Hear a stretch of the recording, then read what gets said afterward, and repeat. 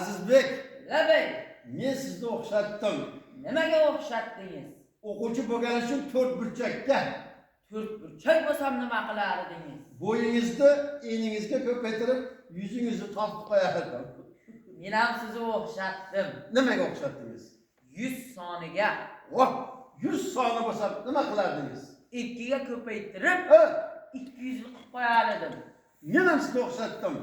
Nimaga o'xshatdingiz? Har kuni kerak bo'ladigan qalamga. Qalam bo'lsam nima qilardingiz? Uchingizni chiqarmasdan yozilmaydigan qo'yardim. Men ham sizni o'xshatdim. Nimaga o'xshatdingiz? O'sha qalamni ukasi ruchkaga. Voh, ruchka bo'lsa nima qilardingiz? Bolalar so'rab qolmasin deb paypag'imni orasiga solar edim. So'z bo'laklari men qo'shimchasiga o'xshatdim. Ne qo'shimchasi bo'lsam nima qilardim? Ning qilib qaratga chiqib qo'yardim. Men ham sizni o'xshatdim. Nimaga? Kesimga. Oh, ega kesim. Kesim bo'lsa nima qilardingiz? Yolg'iz qolmay deb Ha, otga qo'shib qo'yar edim.